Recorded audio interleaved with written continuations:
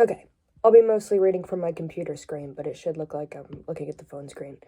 So, summarizing the movie follows J. Robert Oppenheimer as he not only creates the nuclear weaponry we are familiar with seeing in World War II, but also as he brings quantum mechanics to the United States. The start of the Manhattan Project can be traced back to Oppenheimer's time at Berkeley, where he taught quantum physics to students who were interested in broadening their scope of what science as a whole could accomplish. However, when the news of nuclear fission spreads from country borders, scientists around the globe became increasingly aware of the abilities of creating nuclear weaponry, relying on the chain reaction of U-235. Once World War II started, Oppenheimer was enlisted to lead a group of scientists in creating this weapon of mass destruction in an arms race against Germany and the Soviets, for fears of the enemy getting it first. This group of scientists were relocated to a small village recently built in Los Alamos, and government surveillance was kept upon them 24/7 for fear of there being any information leaked to the Communist Party. Finally, after 4 years of working on the project, Oppenheimer and his team succeeded in creating this technology. And while a handful of the scientists opted for it not to be used, as Germany has already surrendered, the nuclear bombs were used to take out Hiroshima and Nagasaki in Japan, officially ending the few battles that were still being fought in the war. So, and then the next question is what physics were used in the movie. So the physics that the movie really highlights are those involving nuclear fission and quantum mechanics. For example, Oppenheimer is one, if not the first person to bring quantum mechanics to the United States.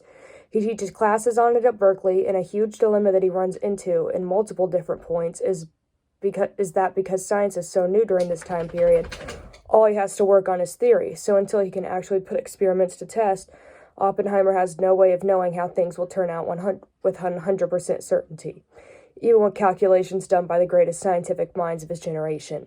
Another aspect of physics that the movie really highlights is the nuclear fission used in the atomic bomb, and how the physics that the movie really highlights is the nuclear fission used in the atomic bomb, and how splitting the nucleus leads to many more chain reactions, which is what makes for U-235 to be the perfect materials for a bomb to be made out of in general. Overall, I feel like after taking this physics course, it helped me to understand and appreciate the movie a little more. And honestly, that's true. It was hard to understand at points, but when they brought up some of the science, I understood it a lot. Question 3. Ethics. Yes, unethical behavior was used in this movie, and I feel like it was used more so by the government/government officials than it was by the scientists. So one of the largest issues faced during the scientists' time at Los Alamos is that one of the biggest difficulties in getting scientists to even join the Manhattan Project was the mass destruction that would result from the bomb.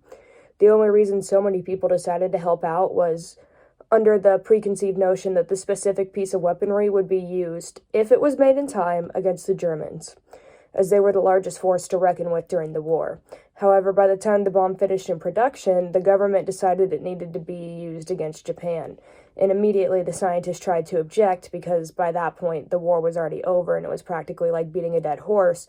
However, the U.S. government fully believed that this was not the case, and that Japan would give up either way.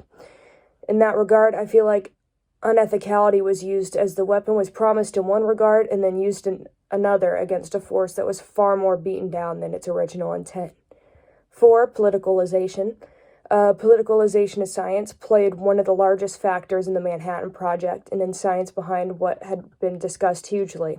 One of the largest discussions and major plot points of the movie is the Red Scare, and so many times it brought up that the bomb is meant to help end communism, and every time Oppenheimer asked, just the German kind, right? The question is immediately played off. I feel as though one of the largest goals of the government throughout the whole movie was to create this bomb faster than the other countries. And yes, it was so that we would not be the first to be attacked, but also so that we would be the first. And in the scientific world, that has nothing to do with anything.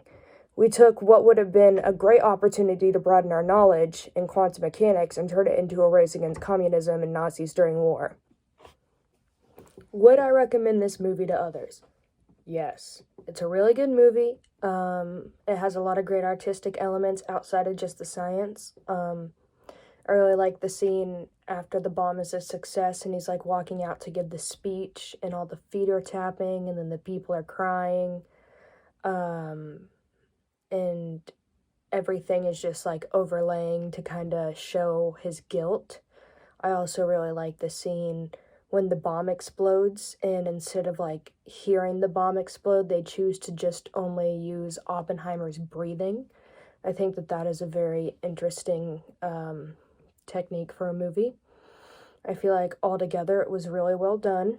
I mean, it is very modern, so it's not like, and it's meant to be a movie and not like a documentary. So overall, I think it was great, and I would recommend it for anybody to watch, even those who don't do science.